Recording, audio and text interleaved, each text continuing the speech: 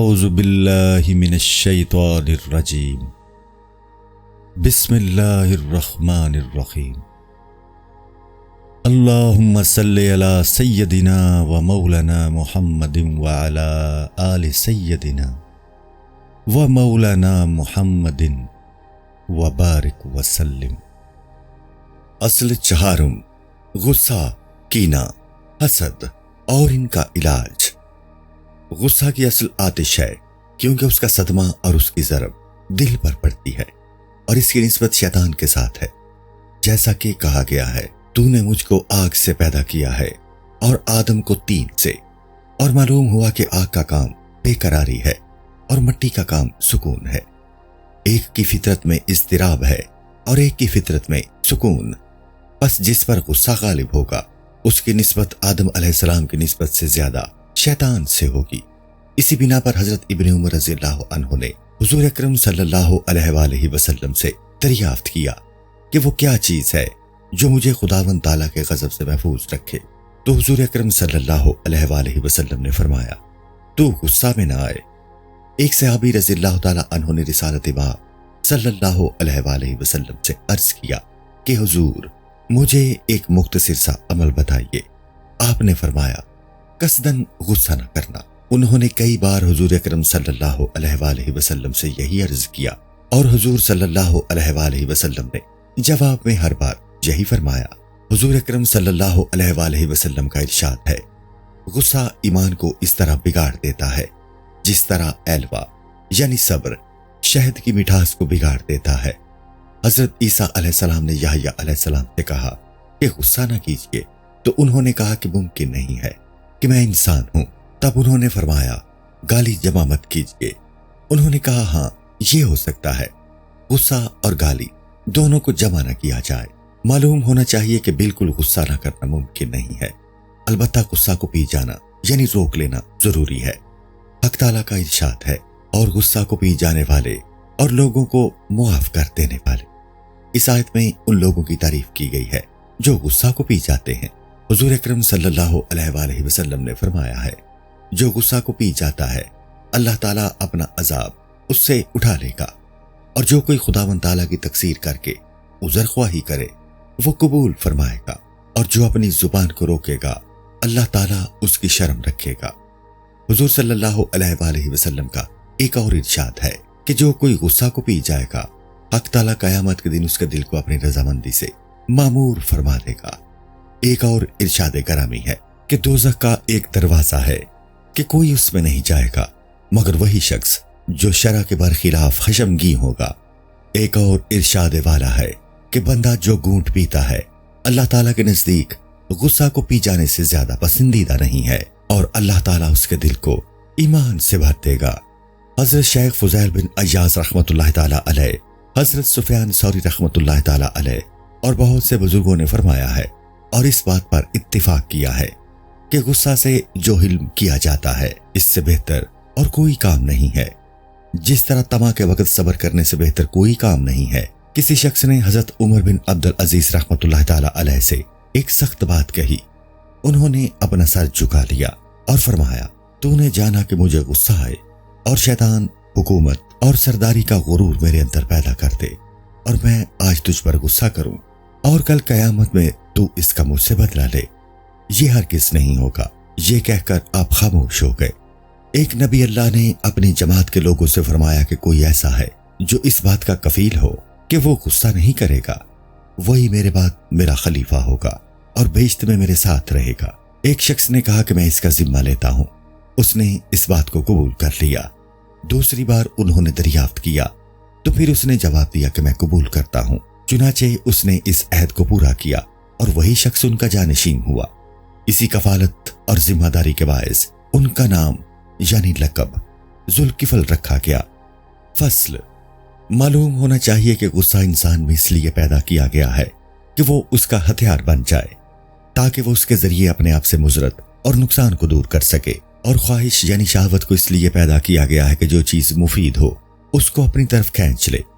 انسان کو ان دو چیزوں سے گریز ناممکن ہے، لیکن جب ان میں افراد پیدا ہوتی ہے تو وہ خطرے اور اس آگ کی مانند ہے جو دل میں بھڑکتی ہے اور اس کا دھواں دماغ تک پہنچتا ہے اور عقل کے محل کو وہ دھواں تیرا و تاریک کر دیتا ہے کہ عقل کو کوئی اور اچھی بات نہ سوچ سکے۔ اس کی مثال یہ ہے کہ ایک غار میں اتنا دھواں پیدا ہو جائے کہ اس کے اندر کوئی جگہ نظر نہ آئے۔ یہ بہت ہی خرابی کی بات ہے۔ اسی بنا پر کہا گیا کہ غصہ عقل کے حق میں شیطان ہے اور اس کا بالکل کم ہو جانا بھی اچھا نہیں ہے کہ عزت اور دین کی حفاظت کے لیے قتال اور کافروں سے جنگ و جدال اسی جذبہ کی بدولت ہو سکتا ہے۔ اللہ تعالیٰ نے حضور اکرم صلی اللہ علیہ وآلہ وسلم سے فرمایا، یعنی کفار اور منافقین سے جہاد کرو اور ان پر سختی کرو، اور اصحاب رسول صلی اللہ علیہ وآلہ وسلم کی تعریف میں فرمایا، یعنی وہ کافروں پر سخت ہیں۔ یہ سب غصہ ہی کا نتیجہ ہے۔ بس چاہیے کہ غصہ میں نہ افراط ہو نہ تفریط، بلکہ اعتدال ہو اور عقل و دین کے حکم سے ہو۔ بعض لوگ یہ سمجھتے ہیں کہ ریاضت سے مطلب یہ ہے کہ غصہ کی قطعی بے کنی ہو جائے۔ ایسا خیال کرنا غلط ہے، کیونکہ غصہ تو بے منزلہ ہتھیار کے ہے۔ انسان کو اس سے گریز ناممکن ہے۔ غصہ کا نابود ہونا جب تک انسان زندہ ہے ناممکن ہے، جس طرح شہوت کا استحصال یا اس کا نابود ہونا ممکن نہیں ہے۔ البتہ یہ ہو سکتا ہے کہ بعض کاموں اور بعض اوقات میں غصہ ظاہر نہ ہو بلکہ پنہاں ہو جائے اور لوگ سمجھے کہ غصہ بالکل ختم ہو گیا۔ اس کی تفصیل یہ ہے کہ جب کوئی شخص ہماری ضرورت کی چیز ہم سے چھین لینا چاہتا ہے تو اس سے غصہ پیدا ہوتا ہے، لیکن جب حاجت نہ ہو تو غصہ نہیں آئے گا۔ مثلا کسی کے پاس ایک کتا ہے اور اس کو اس کی حاجت نہیں ہے۔ اب اگر اس کو کوئی لے گیا یا کسی نے اس کو مار ڈالا تو غصہ نہیں آئے گا۔ کھانا، کپڑا، گھر، صحت و تندرستی، یہ تمام چیزیں ضرورت کی ہیں۔ بس اگر کسی نے زخم لگایا جس سے جان کو اذیت پہنچی یا اس کی خوراک یا کپڑا چھین لیا تو یقیناً غصہ آئے گا۔ اب اس کی جس قدر زیادہ حاجت ہوگی اسی قدر غصہ میں شدت پیدا ہوگی۔ محتاج شخص بہت عاجز اور لاچار رہتا ہے، کیونکہ محتاج نہ ہونے ہی میں آزادی ہے۔ جتنی حاجت زیادہ ہوگی اسی قدر بندگی اور غلامی میں اضافہ ہوگا۔ بس ریاضت سے یہ بات ممکن ہے کہ انسان ضروری چیز کا حاجت مند رہے، چاہو مال اور دنیا طلبی کا خیال دور ہو جائے۔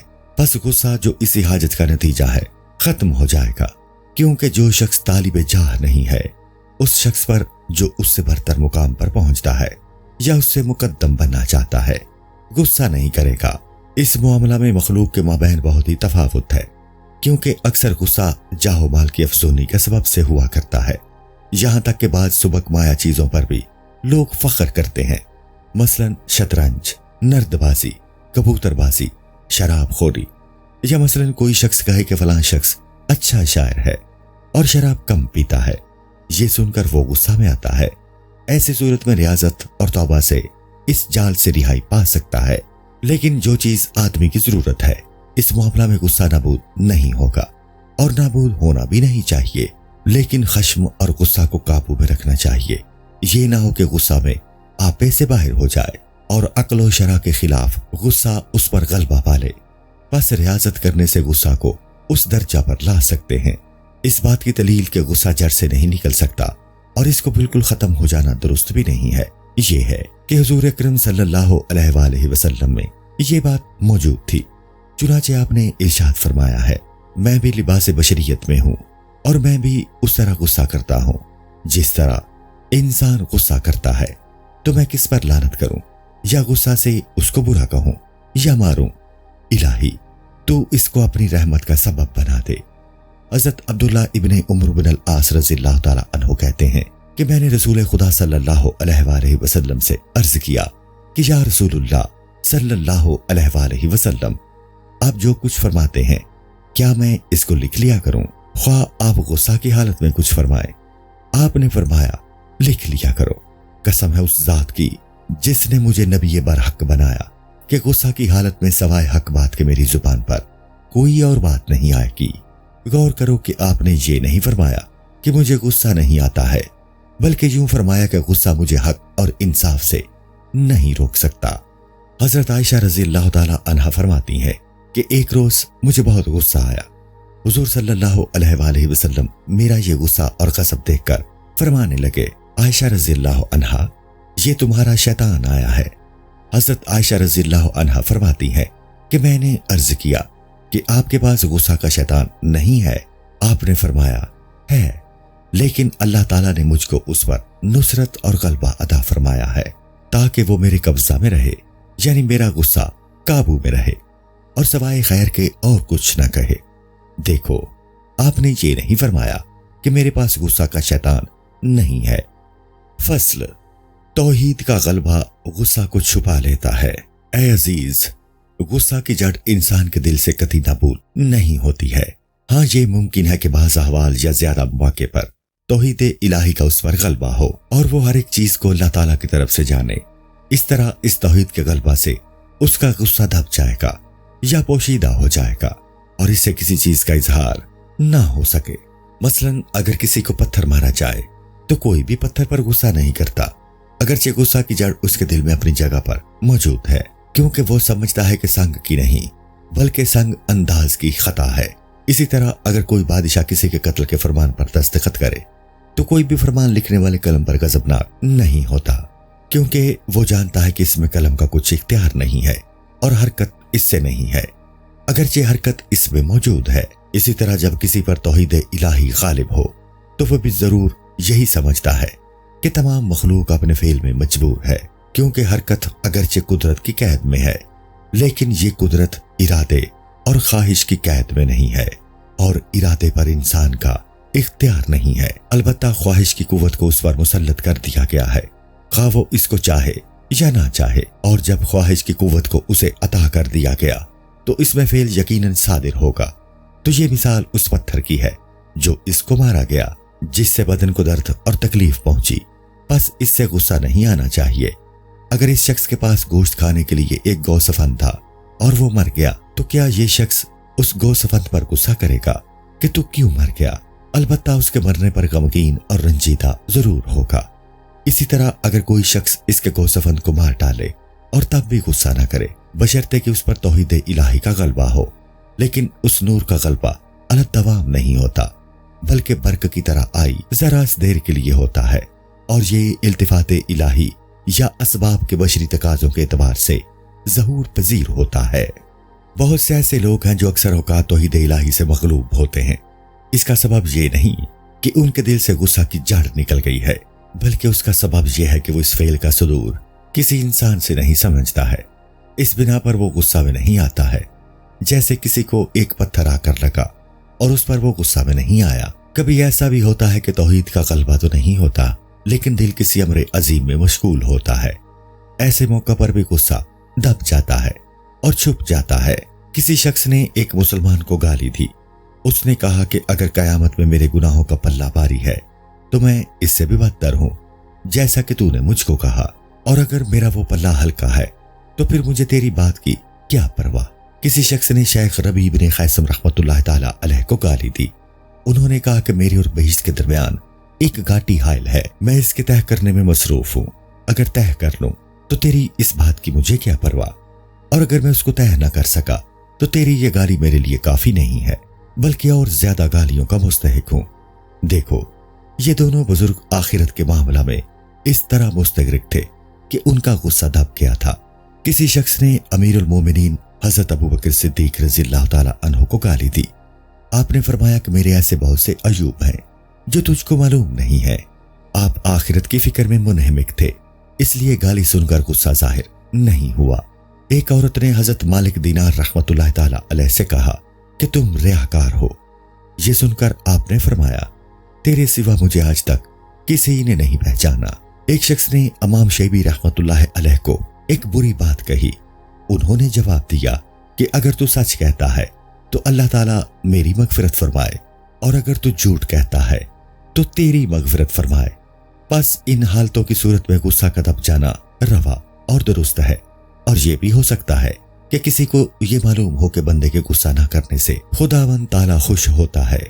بس جب کوئی بات غصہ کرنے کی ظہور میں آتی ہے تو حق تعالیٰ کی محبت اس غصہ کو دبا دیتی ہے۔ جیسے کوئی شخص ایک شخص سے محبت کرتا ہے اور اس محبوب کا فرزند اس عاشق یا محب کو گالیاں دیتا ہے، تو محب یہ خیال کرتا ہے کہ اس کا محبوب کا ارادہ یہ ہے کہ میں ان گالیوں سے تنگ آ کر اس کو چھوڑ دوں، لیکن عشق اور محبت کا غلبہ ایسی صورت پیدا کر دیتا ہے کہ وہ اس گالی پر بھی خشم کی نہیں ہوتا اور اس کو غصہ نہیں آتا۔ بس آدمی کو چاہیے کہ ان اسباب کے پیش نظر ایسا ہو جائے کہ غصہ کو مار ڈالے، اگر مار نہیں سکتا تو اتنا تو کرے کہ اس کی قوت کو توڑ دے، تاکہ غصہ اپنی سرکشی سے عقل و شرع کے خلاف جنبش نہ کر سکے۔ فصل، غصہ یا خشم کا علاج واجب ہے۔ اے عزیز، غصہ کا علاج اور اس بات میں محنت و مشقت برداشت کرنا فرض ہے، کیونکہ اکثر لوگ غصہ ہی کے باعث دوزخ میں جائیں گے۔ خشم و غضب سے بہت سی خرابیاں پیدا ہوتی ہیں۔ غصہ اور خشم کا علاج دو طرح پر ہوگا، ایک بطور مسحل کے ہے جو اس کی جڑ اور اس کے مادے کو باطن سے باہر نکال پھینکے، اور دوسرا بطور سکنجبین کے کہ اس کو دبا دے لیکن جڑ سے نہ اکھاڑ سکے۔ بس مسحل تو یہ ہے کہ انسان غور کرے کہ خشم اور غصہ کا سبب باطن میں کیا ہے، بس ان اسباب کو جڑ سے اکھاڑے۔ غور کے بعد معلوم ہوگا کہ غصہ کے اسباب 5 ہیں۔ اول، تکبر، کہ تکبر ذرا سی بات پر جو اس کی بزرگی کے خلاف ہو غصہ میں آ جاتا ہے۔ بس ایسی صورت میں چاہیے کہ تکبر کو تواضع سے توڑے اور خیال کرے کہ وہ بھی دوسروں کی طرح ایک بندہ ہے، اور بزرگی نیک اخلاق ہی سے حاصل ہو سکتی ہے۔ تکبر جو ایک خلق کے بد ہے، تواضع کے سوا دور نہیں ہوگا۔ دوسرا سبب وہ غرور ہے جو انسان کو اپنے بارے میں ہوتا ہے۔ اس کا علاج یہ ہے کہ انسان اپنے آپ کو پہچانے۔ تکبر و غرور کا علاج ہم اس کے موقع پر تفصیل سے بیان کریں گے۔ تیسرا سبب مزاح ہے، یعنی مذاق اور ٹھٹول ہے، کہ اکثر اس کا انجام خشم اور غصہ پر منتج ہوتا ہے۔ پس ٹھٹول اور مذاق کرنا خشم کا موجب ہوگا۔ خود کو اس سے بچانا چاہیے، کیونکہ جب دوسروں سے استہزاء کیا جائے گا تو دوسرے تم سے استہزاء کریں گے اور تمہارے مذاق کا جواب دیں گے۔ اس طرح مذاق کرنے والا خود اپنے آپ کو ذلیل و رسوا کرے گا۔ چوتھا سبب عیب جوئی اور ملامت کرنا ہے۔ یہ بھی دونوں جانب سے غصہ کا سبب ہو سکتا ہے۔ اس کا علاج یہ ہے کہ سمجھ لینا چاہیے کہ جو شخص بے عیب نہ ہو اس کے حق میں عیب گیری زیبا نہیں ہے، اور یہ ظاہر ہے کہ کوئی شخص بے عیب نہ ہوگا۔ پانچواں سبب مال و جاہ کی حرص ہے۔ انسان کو اس کی بڑی حاجت ہے، اور جو شخص بخیل ہے کہ اگر اس کی ایک دمڑی بھی لے لے تو وہ غصہ میں آ جاتا ہے، اور جو شخص ہری سے اگر اس کے ایک لقمہ میں بھی خلل پڑ جائے تو وہ غصہ سے آگ بگولا ہو جاتا ہے۔ یہ سب برے اخلاق ہیں۔ غصہ کی جڑ یہی ہے۔ اس کا علاج 2 طریقوں سے ہوتا ہے، ایک عملی اور دوسرا علمی۔ علمی علاج یہ ہے کہ آدمی ان کی آفت اور قیامت کو پہچانے اور سمجھے کہ ان کا ضرر دین اور دنیا میں کس قدر ہے، تاکہ اس کے دل میں ان سے نفرت پیدا ہو۔ اس کے بعد عملی علاج کی طرف توجہ کرے۔ وہ اس طرح کے ان بری صفتوں یعنی اخلاق بد کی مخالفت کرے کہ تمام برے اخلاق کا علاج ان کی مخالفت ہے، جیسا کہ ہم ریاضت کے سلسلہ میں بیان کر چکے ہیں۔ غصہ اور اخلاق بد کے پیدا ہونے کا سبب یہ ہے کہ کوئی شخص تو ایسے لوگوں پر جلد غصہ میں آ جاتا ہے جو غرور کو پسند کرے، اور وہ اس کا نام شجاعت اور بہادری رکھ دے اور اس پر فخر کرے اور کہے کہ فلاں شخص نے اس شخص کو ایک بات پر مار ڈالا اور اس کا گھر ویران کر دیا۔ کسی کو اس کے خلاف بات کہنے کی جرت نہیں تھی، کیونکہ وہ بڑا سورما ہے۔ سپاہی اور جواں مرد ایسے ہی ہوتے ہیں، اور کسی کو چھوڑ دینا یا معاف کر دینا تو خواری اور دو ہمتی اور بے غیرتی کی ایک نشانی ہے۔ بس ایسا غصہ جو کتوں کی عادت ہے اس کو شجاعت اور مردانگی کہا گیا، اور شیطان کا بھی تو کام یہی ہے کہ سب کو مکر و فریب اور شاندار الفاظ سے تعبیر کر کے نیک اور اچھے اخلاق سے باز رکھتا ہے، اور برے اخلاق کو اچھے نام دے کر وہ ان کی طرف بلاتا ہے۔ ہر عقل مند شخص اس بات کو جانتا ہے۔ اگر غصہ جوان مرد کی علامت اور نشانی ہوتا تو عورتیں، بچے، بوڑھے اور بیمار لوگ غصہ سے دور رہتے۔ ان کو غصہ نہیں آتا، اور سب لوگ جانتے ہیں کہ یہ لوگ جلد غصے میں آ جاتے ہیں۔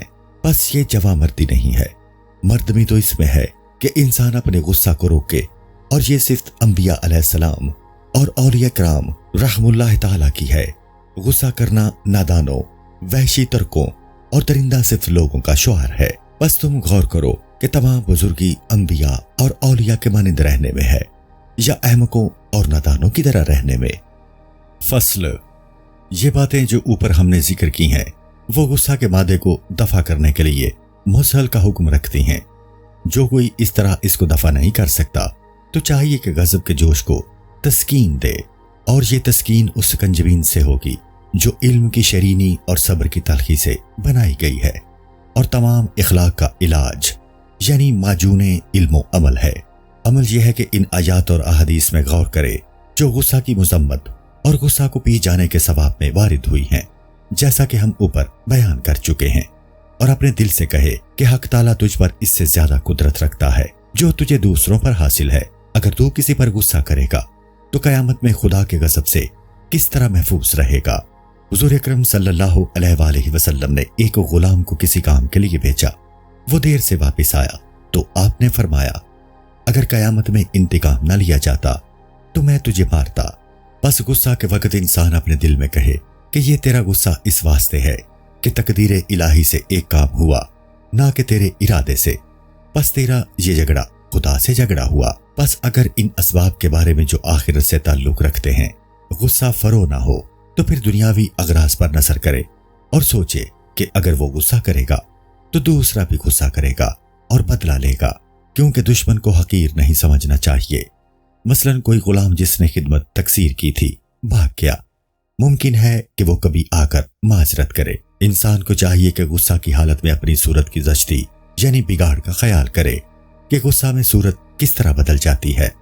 انسان بھیڑیے کی طرح ہو جاتا ہے جو انسان پر حملہ کرتا ہے اور اس کا باطن جل اٹھتا ہے اور باول کتے کی مانند ہو جاتا ہے، اور اگر کبھی کسی کو بخشنا چاہتا ہے تو شیطان بھگاتا ہے اور کہتا ہے کہ ایسا کام نہ کر، لوگ تم کو عاجز سمجھیں گے اور تمہارے روب و دبدبا میں فرق پڑے گا۔ تب اس کو جواب دینا چاہیے کہ جو شخص انبیاء علیہ السلام کی سیرت اختیار کرے اور خداوند تعالیٰ کی رضا چاہے تو کوئی عزت اس عزت کے برابر نہیں ہو سکتی، اور اگر آج دنیا میں مجھے لوگ حقارت سے دیکھتے ہیں تو اس سے بہتر ہے کہ کل قیامت میں مجھے ذلیل و خوار کیا جائے۔ یہ تمام باتیں علمی علاج میں داخل ہیں، اور عملی علاج یہ ہے کہ زبان سے لا حول ولا قوت الا باللہ پڑھے، اور سنت یہ ہے کہ غصہ کے وقت اگر کھڑا ہے تو بیٹھ جائے اور بیٹھا ہے تو لیٹ جائے۔ اگر اس طرح بھی غصہ فرو نہ ہو تو ٹھنڈے پانی سے وضو کرے۔ حضور اکرم صلی اللہ علیہ وآلہ وسلم نے فرمایا ہے کہ غصہ آگ سے پیدا ہوتا ہے، یہ پانی سے بجھے گا۔ ایک اور روایت میں آتا ہے کہ سجدہ کرے اور منہ خاک پر رکھے تاکہ اس کو احساس ہو کہ وہ خاک سے بنا ہے، اور بندے سے غصہ کرنا اسے زیب نہیں دیتا۔ ایک دن امیر المومنین حضرت عمر رضی اللہ تعالی عنہ غصہ میں آئے تو آپ نے ناک میں پانی چڑھانے کے لیے پانی طلب کیا اور فرمایا کہ غصہ شیطان کی طرف سے ہے، یہ ناک میں پانی چڑھانے استنشاق سے رفع ہوگا۔ ایک دن حضرت ابو ذر رضی اللہ تعالی عنہ کی کسی سے لڑائی ہو گئی۔ آپ نے غصہ میں اس شخص سے کہا، یا ابن الحمرا، اے لونڈی کے بچے۔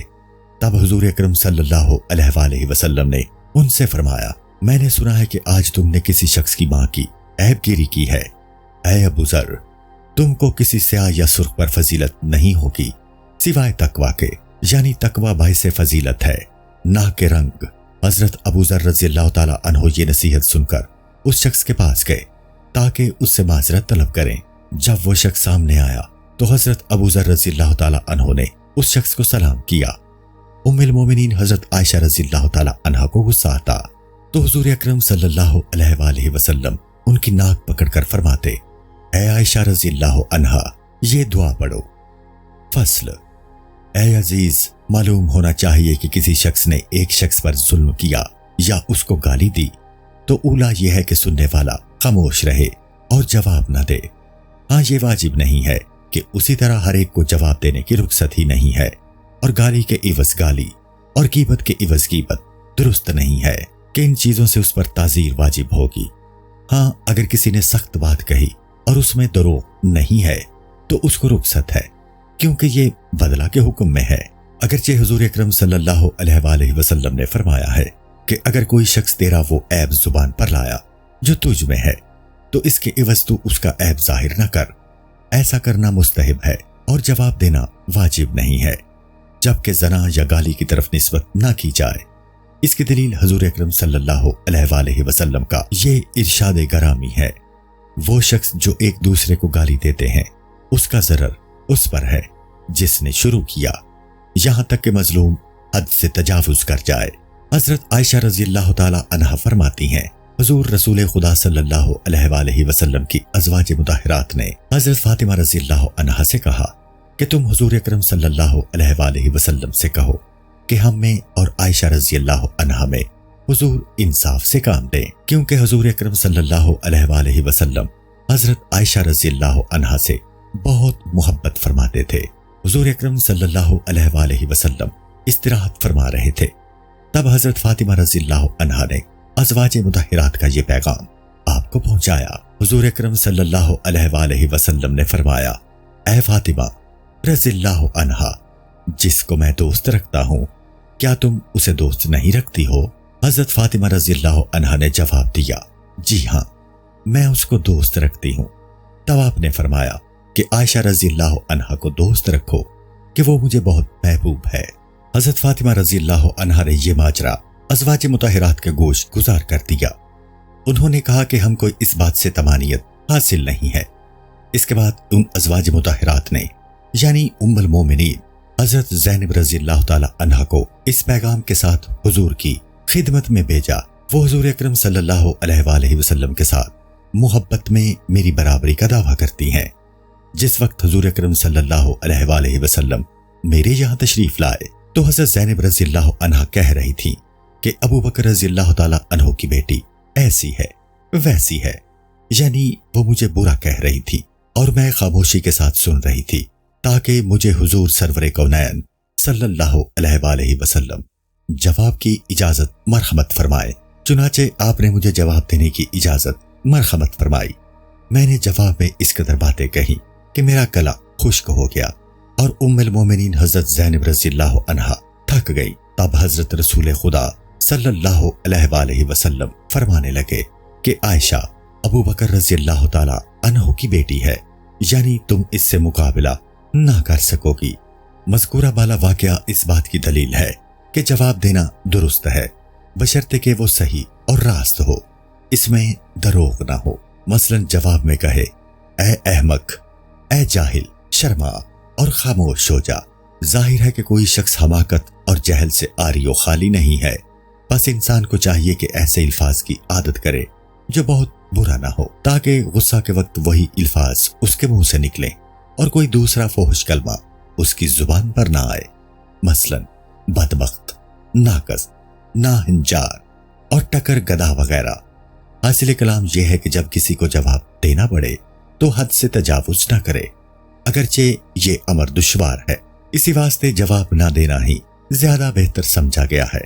کسی کافر نے حضور اکرم صلی اللہ علیہ وآلہ وسلم کے سامنے حضرت ابو بکر رضی اللہ عنہ کو برا بلا کہا، آپ خاموش رہے۔ جب حضرت ابو بکر رضی اللہ عنہ اس شخص کو جواب دینے لگے تو حضور اکرم صلی اللہ علیہ وآلہ وسلم وہاں سے اٹھ گئے۔ حضرت ابو بکر رضی اللہ عنہ نے عرض کیا کہ یا رسول اللہ صلی اللہ علیہ وآلہ وسلم، اب تک تو آپ تشریف فرما رہے اور جب میں جواب دینے لگا تو آپ تشریف لے جانے لگے، اس کا کیا موجب ہے؟ حضور اکرم صلی اللہ علیہ وآلہ وسلم نے فرمایا، جب تک تم خاموش تھے فرشتہ تمہاری طرف سے جواب دے رہا تھا، مگر جب تم جواب دینے لگے تو شیطان آیا، میں نے پسند نہیں کیا کہ شیطان کے ساتھ بیٹھا رہوں۔ حضرت سرور کونین صلی اللہ علیہ وآلہ وسلم فرماتے ہیں کہ آدمی کئی قسم کے ہوتے ہیں، ایک تو وہ لوگ ہیں کہ دیر سے غصہ میں آتے ہیں اور دیر میں راضی ہوتے ہیں، ایک وہ ہیں جو جلد غصہ میں آ جاتے ہیں اور جلد راضی ہو جاتے ہیں۔ یہ اول و ذکر کی ضد ہے۔ تم میں بہتر وہ شخص ہے کہ دیر سے خفا ہو اور جلد راضی ہو جائے، اور بدتر وہ ہیں کہ جلد غصے میں آتے ہیں اور دیر سے خوش ہوتے ہیں۔ فصل، غصے کو پی جانے والا۔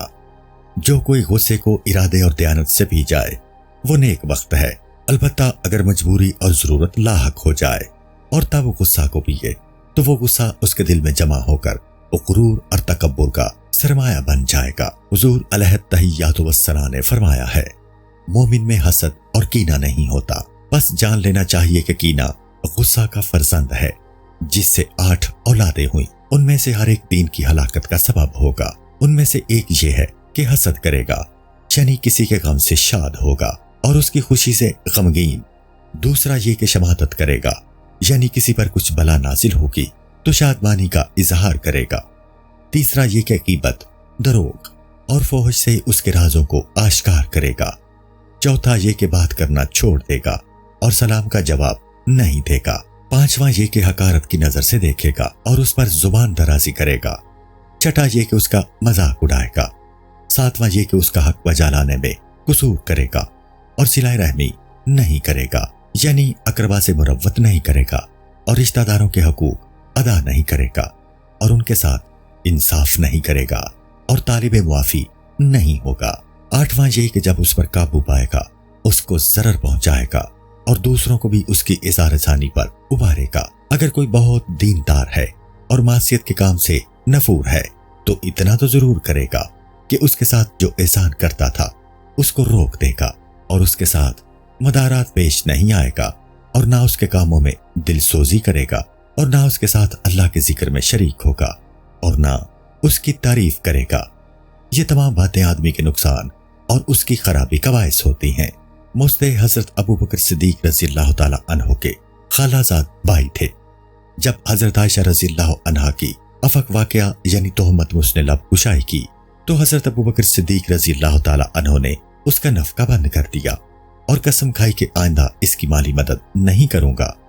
تب یہ آیت نازل ہوئی، اور قسم نہ کھائیں وہ جو تم میں فضیلت والے اور گنجائش والے اپنے قرابت والوں اور مسکینوں اور اللہ کی راہ میں ہجرت کرنے والوں کو نہ دینے کی، اور چاہیے کہ معاف کریں اور درگزر کریں۔ کیا تم اسے دوست نہیں رکھتے کہ اللہ تعالیٰ تمہاری بخشش کرے اور اللہ بخشنے والا مہربان ہے۔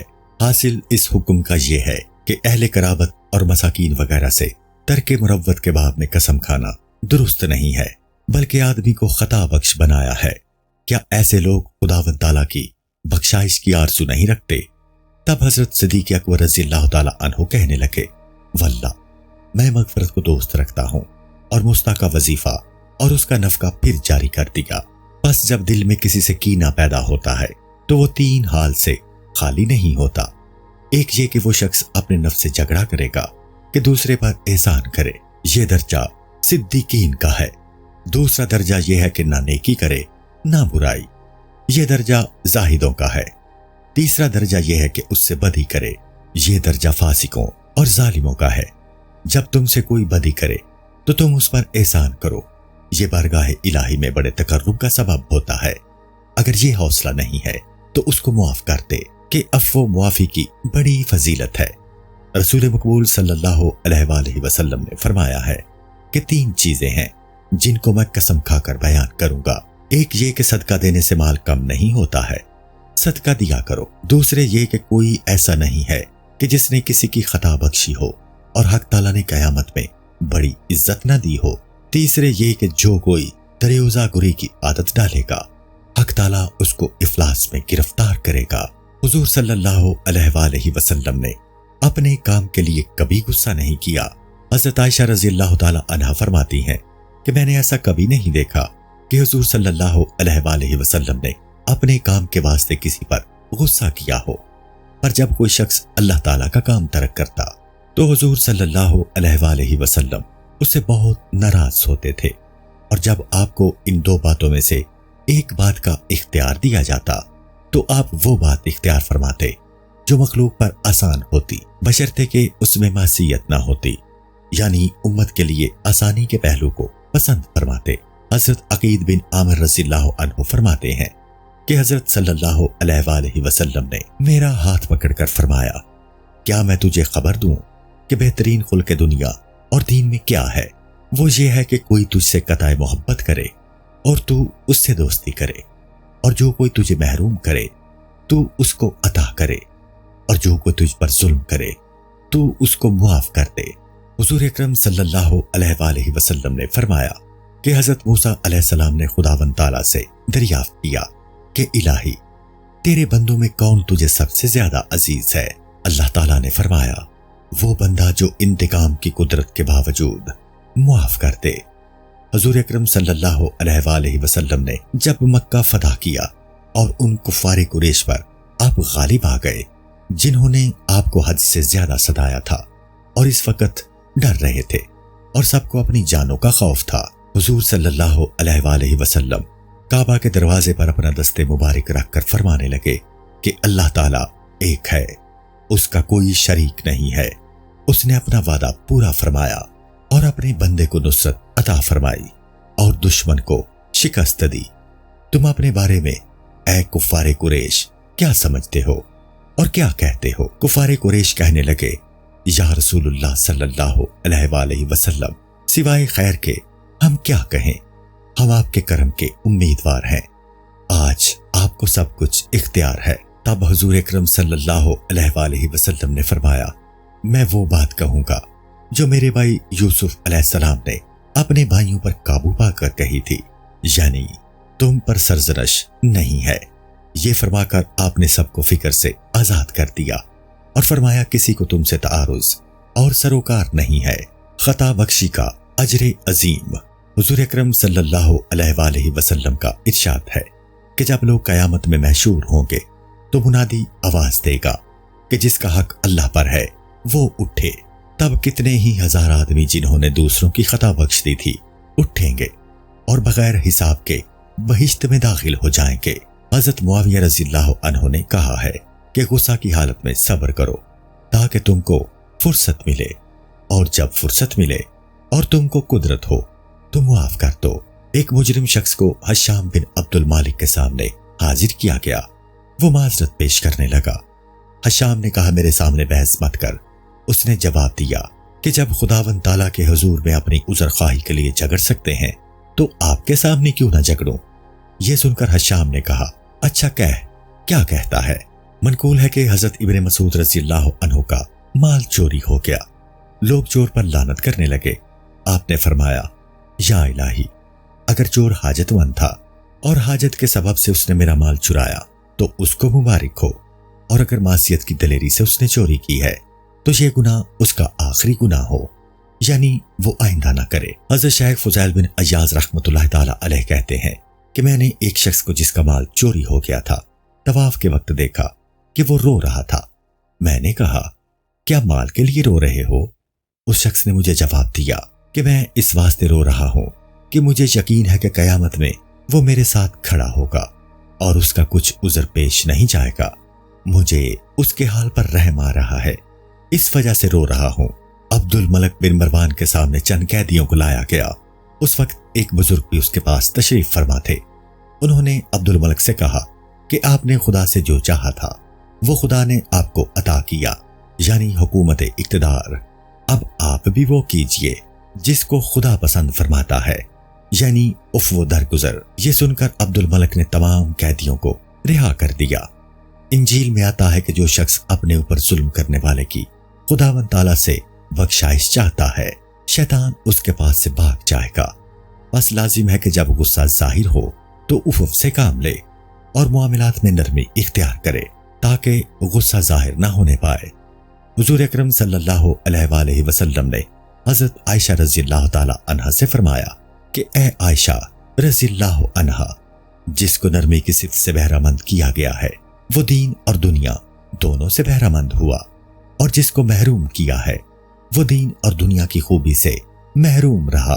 آپ کا ایک اور ارشاد ہے کہ حق تعالیٰ صاحب رفیق سے اور رفق یعنی نرمی اور ملاطفت کو دوست رکھتا ہے، اور رفق کرنے پر وہ جو کچھ دیتا ہے وہ سختی پر ہرگز نہیں دیتا۔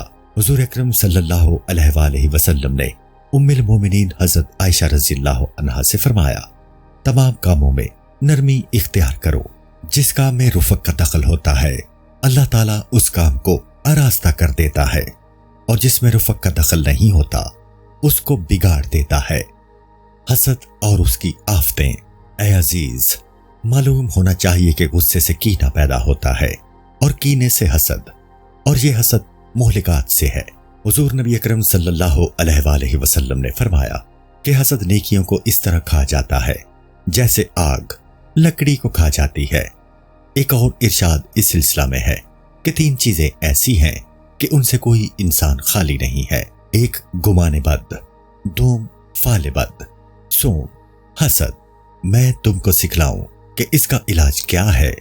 جب کوئی کسی کے بارے میں بدگمانی کرے تو اپنے دل میں اس کو سچ نہ سمجھے اور اس پر ثابت و قائم نہ رہے، اور جب بدفعلی سنے تو اس پر اعتماد نہ کرے، اور جب حسد پیدا ہو تو زبان اور ہاتھ کو اس پر عمل کرنے سے بچائے۔ حضور اکرم صلی اللہ علیہ وآلہ وسلم کا ایک اور ارشاد ہے، تمہارے اندر وہ بات پیدا ہونے لگی جس نے اگلی امتوں کو ہلاک کرایا تھا، اور وہ حسد و عداوت ہے۔ قسم ہے اس معبود کی جس کے دست قدرت میں محمد علیہ السلام کی جان ہے کہ تم بہشت میں نہ جاؤ گے جب تک تم صاحب ایمان نہ ہوگے، اور صاحب ایمان نہ ہوگے جب تک ایک دوسرے کو دوست نہ رکھو گے۔ میں تمہیں بتاؤں کہ یہ محبت کس طرح حاصل ہوگی؟ تم ایک دوسرے کو سلام کیا کرو۔ حضرت موسیٰ علیہ السلام نے ایک شخص کو عرش کے سایہ میں دیکھا اور اس کے اس مقام کی آرزو کرتے ہوئے کہا کہ حق تعالیٰ کے پاس اس کا بڑا درجہ ہے۔ حضرت موسیٰ علیہ السلام نے بارگاہ الہی میں عرض کیا، الہی اس شخص کا نام کیا ہے؟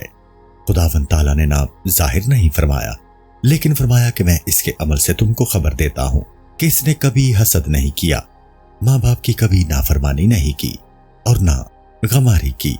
حضرت زکریا علیہ السلام نے فرمایا ہے کہ حق تعالیٰ کا ارشاد ہے کہ حاسد میری نعمت کا دشمن ہے، وہ میرے حکم پر خفا ہوتا ہے اور بندوں میں میری تقسیم کو پسند نہیں کرتا ہے۔ حضرت رسول خدا صلی اللہ علیہ وآلہ وسلم نے فرمایا ہے، 6 قسم کے لوگ بغیر حساب و کتاب کے دوزخ میں جائیں گے: امیر اپنے ظلم کے باعث، عرب تعصب کی بدولت، مالدار تکبر کے باعث، سوداگر اپنی خیانت کی وجہ سے، اور دہقان اپنی جہالت اور نادانی کے سبب سے، اور علماء حسد کے باعث۔ حضرت انس رضی اللہ عنہ نے کہا ہے کہ ایک روز حضور اکرم صلی اللہ علیہ وآلہ وسلم کے پاس ہم بیٹھے تھے۔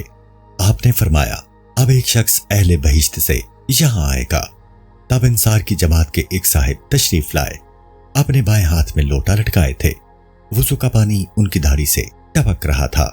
دوسرے اور تیسرے دن بھی حضور اکرم صلی اللہ علیہ وآلہ وسلم نے اسی طرح فرمایا، اور وہی صاحب تشریف لائے۔ حضرت عبداللہ ابن عمر بن العاص رضی اللہ تعالی عنہ نے چاہا کہ اس کا رنگ ڈنگ معلوم کریں، چنانچہ ان صاحب کے پاس گئے اور کہا کہ میں اپنے باپ سے لڑا ہوں، چاہتا ہوں کہ 3 رات آپ کے پاس ٹھہروں۔ شخص مذکور نے منظور کر لیا۔ حضرت عبداللہ رضی اللہ عنہ فرماتے ہیں کہ ان 3 راتوں میں میں ان کے عمل پر نظر رکھے رہا۔ میں نے دیکھا کہ وہ جب سو کر اٹھتے تو اللہ کا ذکر کرتے۔ اس کے بعد میں نے ان سے کہا کہ باپ سے میری لڑائی نہیں ہوئی تھی، البتہ حضور اکرم صلی اللہ علیہ وآلہ وسلم نے تمہارے سلسلہ میں ایسا فرمایا تھا، میں نے چاہا کہ تمہارا عمل معلوم کروں۔ انہوں نے کہا، بس میرا عمل یہی ہے جو تم نے دیکھا۔ جب میں ان کے گھر سے نکلا تو انہوں نے مجھے پکارا اور کہا کہ ایک بات اور ہے، وہ یہ ہے کہ میں نے ہرگز کسی کی خوبی پر حسد نہیں کیا۔ میں نے ان کو جواب دیا کہ تم کو یہ درجہ اس سبب سے ملا ہوگا۔ جناب عون بن عبداللہ نے ایک بادشاہ کو نصیحت کی جو بہت متکبر تھا کہ تکبر سے دور رہو، کہ تمام گناہوں میں پہلا گناہ یہی تکبر ہے، کیونکہ ابلیس نے حضرت آدم علیہ السلام کو جو سجدہ نہیں کیا اس کا سبب یہی تکبر تھا، اور حرص سے دور رہو کہ آدم علیہ السلام کے بیٹے نے اپنے بھائی کو مار ڈالا۔ پس جب اصحاب کرام رضوان اللہ تعالی علیہم اجمعین کا حال بیان کیا جائے، یا خداوند تعالی کی صفات کا مذکور ہو یا اس کی ذات کا ذکر ہو، تو خاموش رہنا چاہیے، اور اس موقع پر زبان کو قابو میں رکھنا ضروری ہے۔ جناب بکر ابن عبداللہ کہتے ہیں کہ ایک شخص ایک بادشاہ کا مقرب تھا۔ وہ روزانہ بادشاہ کے روبرو کھڑا ہو کر بطور نصیحت کہا کرتا تھا کہ احسان کرنے والے کے احسان کا بدلہ دو، برے شخص سے برائی سے پیش نہ آؤ، بدہو شخص کے لیے اس کے خوب بد ہی کافی ہے۔ بادشاہ اس مقرب کی ان نصائح کے باعث اس کو بہت دوست رکھتا تھا۔ ایک شخص نے اس مقرب پر حسد کیا اور بادشاہ سے کہا کہ یہ شخص آپ کے بارے میں کہتا ہے کہ بادشاہ گندا ذہن ہے۔ بادشاہ نے کہا، اس بات کی کیا دلیل ہے؟ حاسد نے کہا کہ آپ اپنے قریب اس کو بلائیے اور دیکھیے کہ وہ اپنی ناک پر ہاتھ رکھ لے گا تاکہ بو سے محفوظ رہے۔ ادھر یہ حاسد مقرب شاہ کو اپنے گھر لے گیا اور خوب لہسن پڑا ہوا کھانا کھلایا۔ بادشاہ نے جب اس مقرب کو اپنے قریب بلایا تو اس نے اس خیال سے کہ بادشاہ کو لہسن کی بو نہ پہنچے اپنا ہاتھ منہ پر رکھ لیا۔ بادشاہ کو یقین آ گیا کہ وہ شخص سچ کہہ رہا تھا۔ بادشاہ کا معمول تھا کہ وہ اپنے قلم سے خلعت یا انعام کا حکم لکھتا تھا، اس کے علاوہ کوئی حکم خود نہیں لکھتا تھا۔ چنانچہ اس نے اپنے عامل کو لکھا کہ اس خط کے لانے والے کی فوراً گردن اڑا دو اور اس کی کھال میں بس بھر کر ہمارے پاس روانہ کرو۔ مقرب جب یہ فرمان لے کر باہر نکلا تو حاسد نے پوچھا کہ یہ کیا ہے؟ اس نے جواب دیا کہ خلعت کا حکم نامہ ہے۔ حاسد نے کہا کہ مجھے دے دو۔ مقرب نے شاہی فرمان اس کو دے دیا۔ حاسد یہ فرمان لے کر عامل کے پاس گیا اور خلعت طلب کی۔ عامل نے کہا کہ فرمان میں لکھا ہے کہ تجھے قتل کر کے تیری کھال میں بس بھروا دوں۔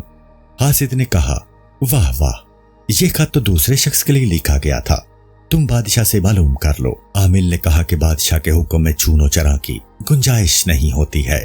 یہ کہہ کر اس حاسد کو قتل کرا دیا۔ دوسرے دن جب حسب معمول مقرب بادشاہ کے حضور میں گیا اور حسب معمول نصائح بیان کی، بادشاہ بہت متعجب ہوا اور پوچھا میرے فرمان کا تو نے کیا کیا؟ مقرب نے جواب دیا کہ وہ مجھ سے فلاں شخص نے لے لیا۔ بادشاہ نے کہا کہ وہ تجھے کہتا تھا کہ تم مجھے گندا ذہن کہتے ہو۔ مقرب نے کہا کہ میں نے ہرگز ایسی بات نہیں کہی۔ بادشاہ نے کہا پھر تو نے میرے قریب آ کر اپنا ہاتھ منہ پر کیوں رکھا تھا؟ مقرب نے کہا کہ امیر نے مجھے کھانے میں لہسن کھلایا تھا، میں نے یہ بات پسند نہیں کی کہ اس کی بو آپ کو پہنچے۔ بادشاہ نے کہا کہ تم ہر روز نصائح میں یہ بات بھی کہا کرو کہ انسان کی خرابی کے لیے اس کا برا ہونا کافی ہے، جیسا کہ اس حاسد کا حال ہوا۔ حضرت ابن سیرین رحمت اللہ تعالی علیہ نے کہا ہے کہ میں نے دنیا کے باب میں کسی پر حسد نہیں کیا ہے، کیونکہ اگر کوئی اہل بہشت سے ہے تو اس نعمت کے مقابلے میں جو اس کو جنت میں ملے گی دنیا بالکل حقیر و ناچیز ہے، اور اگر وہ اہل دوزخ سے ہے تو جس وقت وہ آگ میں جلے گا دنیا کی نعمت سے اس کو کیا فائدہ حاصل ہوگا۔ کسی شخص نے خواجہ حسن بصری رحمت اللہ تعالی علیہ سے دریافت کیا کہ کیا مومن حسد کرے گا؟ آپ نے جواب دیا کہ کیا تم حضرت یعقوب علیہ السلام کے بیٹوں کو بھول گئے؟ ہاں، جب حسد کے سبب سے انسان خود رنجیدہ ہو اور وہ کسی سے بد معاملگی نہ کرے تو اس کے حسد سے چندہ خلل نہیں ہے۔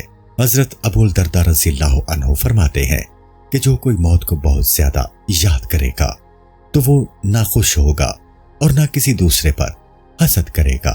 حسد کی حقیقت، حسد یہ ہے کہ کسی کی خوبی اور نعمت تجھے پسند نہ آئے اور تو اس کا اس شخص سے زوال چاہے۔ احادیث شریف کی روح سے ایسا ارادہ حرام ہے، کیونکہ اس صورت میں تقدیر الہی سے نارضامندی کا اظہار ہوتا ہے اور بدباطنی پائی جاتی ہے۔ ایسی نعمت جو تجھے حاصل نہیں ہے اور دوسرے شخص سے تو اس کا زوال چاہے، یہ قبض باطن کی بنا پر ہی ہو سکتا ہے۔ اگر تم یہ چاہو کہ تم کو بھی وہ نعمت میسر آ جائے اور دوسرے کی اس نعمت کا تم برا نہ چاہو یعنی زوال نہ چاہو تو اس کو رشک اور غبطہ کہتے ہیں۔ یہ بات اگر دین کے کسی کام میں ہو تو اچھی بات ہے اور کبھی یہ واجب بھی ہو جاتی ہے، کیونکہ حق تعالیٰ کا ارشاد ہے اور چاہیے کہ للچائیں للچانے والے، اور ارشاد فرمایا ہے یعنی مغفرت الہی کی طلب میں ہمیشہ سستی کرو۔ حضور اکرم صلی اللہ علیہ وآلہ وسلم نے فرمایا ہے حسد دو شخصوں کے لیے ہوا کرتا ہے، ایک وہ شخص جس کو حق تعالیٰ نے مال اور علم دیا ہے اور اس نے اپنا مال علم کے موافق صرف کیا، دوسرا وہ شخص جس کو حق تعالیٰ نے علم بغیر مال کے دیا اور وہ یہ کہتا ہے کہ اگر اللہ تعالیٰ مجھے مال دیتا تو میں بھی ایسا ہی کرتا۔ یہ دونوں لوگ ثواب میں یکساں ہیں۔ اگر کوئی شخص اپنا مال فسق و فجور میں صرف کرے اور دوسرا شخص کہے کہ اگر میرے پاس بھی مال ہوتا تو میں بھی ایسا ہی کرتا، تو یہ دونوں گناہوں میں برابر ہوں گے۔ بس اس منافست کو بھی حسد کہیں گے، البتہ اس میں دوسرے کی نعمت سے کراہت موجود نہیں ہے۔ کراہت کسی مقام میں درست نہیں ہے، البتہ اس مال میں کسی ظالم اور فاسق کو ملا ہو اور وہ اس کو ظلم و فساد میں صرف کر رہا ہے تو اس مال کا زوال چاہنا درست و روا ہے کہ اس صورت میں حقیقتاً ظلم و فسق کا زوال چاہتا ہے، نہ کہ زوال نعمت۔ اس کی علامت یہ ہے کہ اگر اس شخص نے ظلم و فسق سے توبہ کر لی تو پھر یہ شخص اس کی دولت سے کراہت نہیں کرے گا۔ یہاں ایک بہت ہی باریک و لطیف نکتہ ہے۔ کسی کو خداوند تعالیٰ نے نعمت عطا فرمائی ہے اور یہ شخص ایسی ہی نعمت اپنے واسطے چاہتا ہے لیکن اس کو نہیں ملتی، تو ممکن ہے کہ وہ اس تفاوت پر خاموش رہے۔ بس دوسرے کی نعمت کے زوال سے یہ فرق اس کے لیے بآسانی مٹ جائے گا، لیکن یہ خوف ضرور ہے کہ اس شخص کی طبیعت اس صفت سے خالی نہ رہے، لیکن جب اس سے کراہت کرے گا تو ایسا ہوگا کہ اگر اس کا کام اس کے حوالے کر دیں تو نعمت اس سے نہ چھین لیں، تو دل میں اگر یہ بات رہے گی کہ اس شخص جیسا مال اگر مجھے مل جائے تو اس سے نعمت نہ چھینی جائے، تب بھی خداوند تعالیٰ کے نزدیک وہ ماخوذ ہوگا۔ حسد کا علاج۔ اے عزیز، معلوم ہونا چاہیے کہ حسد دل کی عظیم بیماری ہے، اور اس کا علاج علمی اور عملی معجون سے ہوگا۔ تدبیر علمی یا علاج علمی یہ ہے کہ انسان غور کرے کہ حسد دارین میں حاسد کے نقصان اور محسود کے نفع کا موجب ہے۔ حاسد کا دنیا کا نقصان تو اس طرح پر ہے کہ حاسد ہمیشہ رنج و غم میں مبتلا رہتا ہے، کیونکہ کوئی وقت بھی ایسا نہیں ہوگا جس میں خداوند تعالیٰ کا فضل و کرم کسی بندے کے شامل حال نہ ہو، اور حاسد چاہتا ہے کہ اس کا دشمن مبتلا رنج و غم رہے، لیکن اس کے برعکس وہ خود گرفتار رنج و غم رہتا ہے۔ اس طرح جو برائی اور مصیبت وہ دشمن کے لیے چاہتا ہے وہ خود اس کے حصے میں آئی، اور حسد سب سے بڑی برائی ہے، اور اس غم سے عظیم کوئی اور غم نہیں ہے۔ بس اس سے زیادہ حماقت اور کیا ہوگی کہ دشمن کے سبب سے انسان خود رنجیدہ رہے۔ حسد سے دشمن کا نقصان کچھ نہیں ہوتا کہ تقدیر الہی میں اس کو ملنے والی نعمت کی ایک مدت متعین ہے، اس میں پس و پیش اور بیش و کم کا دخل نہیں ہے کہ اس سرنوشت ازلی یہی تھی۔ بعض اس کو تعالیٰ نیک سے تعبیر کرتے ہیں۔ بہرحال کچھ کہہ لیں، لیکن سب اس بات پر متفق ہیں کہ اس سرنوشت میں تبدیلی کی گنجائش نہیں ہے۔ منقول ہے کہ ایک نبی اللہ کسی عورت سے بہت عاجز تھے، وہ ان پر غالب ہو گئی تھی۔ وہ اللہ تعالیٰ سے اس کے باب میں عرض کرتے اور شکایت کرتے، تو ایک روز وہی نازل ہوئی، اس کے سامنے سے بھاگ جا تاکہ اس کی مدت گزر جائے، کیونکہ وہ مدت جس کا اندازہ ازل میں ہو چکا ہے ہرگز تبدیل نہیں ہوگی۔ ایک اور نبی کسی مصیبت میں گرفتار ہوئے، بہت کچھ دعا و زاری کی، تب وہی نازل ہوئی کہ جس دن زمین اور آسمان پیدا کیے گئے تھے تمہاری قسمت لکھ دی گئی تھی۔ کیا تم چاہتے ہو کہ تمہاری قسمت پھر سے لکھی جائے؟ اگر کوئی شخص چاہے کہ اس کے حسد کرنے سے ایک کی نعمت کا زوال ہو تو اس کا بھی نقصان ہوگا۔ ایسا ہوگا کہ دوسرے پر حسد کر کے اپنی نعمت بھی کھو دی، اور کافروں کے حسد کرنے سے اس کے ایمان کی نعمت بھی فوت ہو گئی، جیسا کہ حق تعالیٰ کا ارشاد ہے۔ اہل کتاب کا ایک گروہ دل سے چاہتا ہے کہ کسی طرح تمہیں گمراہ کر دیں۔ سورہ آل عمران۔ پس حسد سے بالفعل حسد کا نقصان ہے، اور آخرت کا ضرر تو اس سے کہیں زیادہ ہوگا، کیونکہ وہ تقدیر الہی سے ناراض ہوا ہے اور اس قسمت کا انکار کرتا ہے جس کو حق تعالیٰ نے کمال حکمت سے مقرر کیا ہے، اور کوئی اس راز سے آگاہ نہیں ہے۔ پس بارگاہ ایزدی میں اس سے زیادہ اور کیا تقصیر ہوگی۔ علاوہ اسی حسد سے مسلمانوں کے ساتھ بھی نامہربانی کا اظہار ہوتا ہے کہ اس حسد نے اس کی بدخواہی اور اس خواہش میں ابلیس کا شریک ہوا، اور اس سے زیادہ کیا شامت ہوگی۔ دنیا میں حسد کا نقصان یہ تھا، اور محسود کا نفع یہ ہے کہ وہ چاہتا ہے کہ حسد ہمیشہ دکھ میں ہے، اور ظاہر ہے کہ حسد سے زیادہ دکھ اور غم کیا ہوگا، کیونکہ حاسد کے سوا کوئی اور ظالم ایسا نہیں ہے جو مظلوم سے مشابہت رکھے۔ اور اگر محسود سنے گا کہ حاسد مر گیا اور اس کو معلوم ہوگا کہ حسد کے عذاب سے اسے رہائی مل گئی تو غمگین ہوگا، کیونکہ وہ تو یہ چاہتا کہ نعمت کے باعث ہمیشہ محسود رہے اور حاسد حسد کے رنج میں گرفتار رہے۔ محسود کی اپنی مظلومیت یہ ہے کہ حاسد کے حسد کے سبب سے وہ مظلوم ہوا، اور ممکن ہے کہ زبان یا معاملات سے بھی اس پر ظلم کیا جائے۔ اس صورت میں اے حاسد، تیری نیکیاں اس کے دفتر میں لکھ دی جائیں گی اور اس کے گناہ تیری گردن پر رکھ دیے جائیں گے۔ پس تو نے چاہا تھا کہ دنیا کی نعمت اس سے زائل ہو جائے، لیکن اس کو زوال نہیں ہوا، اور اس کی اخروی نعمت میں بھی اضافہ ہوا، اور دنیا میں تیرا عذاب بالفعل ہوا، اور اپنے عذاب آخرت کی بنیاد بھی تو نے رکھ دی۔ تجھے تو بس اتنا خیال تھا کہ تو اپنا دوست ہے اور اس محسود کا دشمن ہے، لیکن جب تو غور کرے گا تو اس کے برعکس ہے، یعنی تو اس کا دوست ہے اور اپنا دشمن ہے۔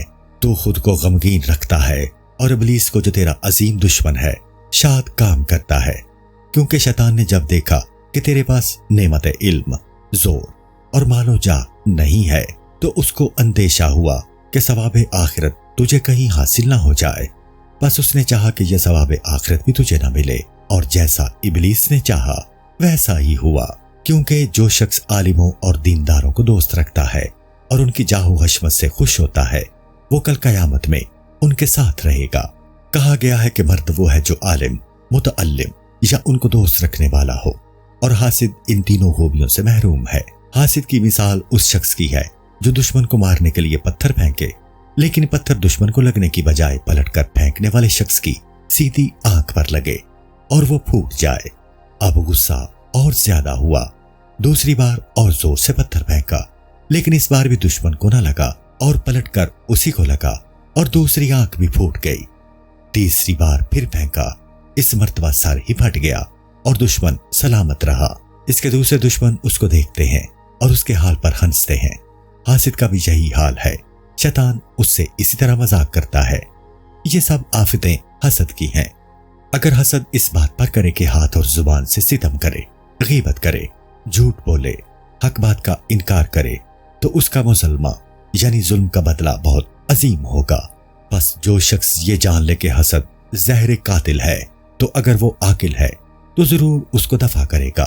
حسد کا عملی علاج یہ ہے کہ مجاہدے سے حسد کے اسباب کو باطن سے نکال کر پھینک دے، کیونکہ حسد کا سبب تکبر، غرور، عداوت، مال و جاہ کی دوستی ہے، جیسا کہ ہم خشم کے سلسلہ میں بیان کریں گے۔ پس ان تمام اسباب کو مجاہدے کے ذریعہ دل سے نکال دے۔ یہ گویا مثال ہے کہ حسد باقی ہی نہ رہے۔ پھر جب حسد ظاہر ہو تو اس کی تسکین اس طرح کر دے کہ جو بات بناء حسد ہو اس کے خلاف کرے۔ مثلا جذبہ حسد اس بات پر آمادہ کرے کہ تم محسود کی مذمت کرو تو تم اس کی ثنا کرو، اور جب تکبر پر آمادہ کرے تو تم تواضع اختیار کرو، اور حسد کا جذبہ چاہیے کہ محسود کی نعمت کے زوال میں کوشش کرو تو تم محسود کی مدد کرو تاکہ اس کی دولت زوال سے محفوظ رہے۔ اور بڑا علاج یہ ہے کہ غیبت میں اس کی تعریف کرے اور اس کے کام کی ترقی میں کوشاں ہو تاکہ وہ سن کر خوش ہو۔ جب محمود خوش ہوگا تو اس کا پرتو تمہارے دل پر بھی پڑے گا، اور اس عکس اور پرتو سے تمہارا دل بھی خوش ہوگا اور باہمی عداوت باقی نہ رہے گی۔ چنانچہ حق تعالیٰ کا ارشاد ہے، یعنی اے سننے والے ان کو بلائی سے ٹال، جبھی وہ کہ تجھ میں اور اس میں دشمنی تھی، ایسا ہو جائے گا جیسا کہ گہرا دوست۔ اس موقع پر شیطان تم سے کہے گا کہ اگر تم دشمن کی ثنا کرو گے اور تواضع اختیار کرو گے تو یہ تمہاری عاجزی کی دلیل ہوگی۔ بس تم کو اختیار ہے کہ تم حق کے فرما بردار بن جاؤ یا ابلیس کا کہا مانو۔ یہ دوا اور علاج جو ہم نے پیش کیا ہے بہت مفید ہے، لیکن یہ دوا کڑوی ہے۔ اس پر وہی شخص صبر کرے گا جو قوت علم رکھتا ہو اور جانتا ہو کہ دارین کی نجات اسی میں ہے، اور حسد میں دونوں جہانوں کی خرابی ہے، اور کوئی دوا ایسی نہیں ہے جس میں کڑوا پن نہ ہو اور زحمت نہ اٹھانی پڑے۔ بس تم اس بات کا خیال اور پرواہ نہ کرو، اور بیماری میں دوا کی تکلیف تو ضرور اٹھانا پڑتی ہے تاکہ شفا حاصل ہو، نہیں تو مرض مہلک بن جائے گا۔ پھر یہ محنت بے ضرور اور زیادہ ہو جائے گی۔ اے عزیز، اگر تم بہت ہی مجاہدہ کرو گے تو تم ضرور اس شخص میں جس نے تم کو ستایا ہے اور اس میں جو تمہارا دوست ہے ضرور فرق پاؤ گے۔ ان دونوں کی محنت اور نعمت تمہارے نزدیک برابر نہ ہوگی، بلکہ تم دشمن کی نعمت سے بالطبع ضرور کراہت کرو گے، اور طبیعت کا بدلنا تمہارے اختیار میں نہیں رکھا گیا ہے کہ یہ بات تمہاری قدرت سے باہر ہے، اور نہ ان چیزوں کے لیے تم مکلف ہو۔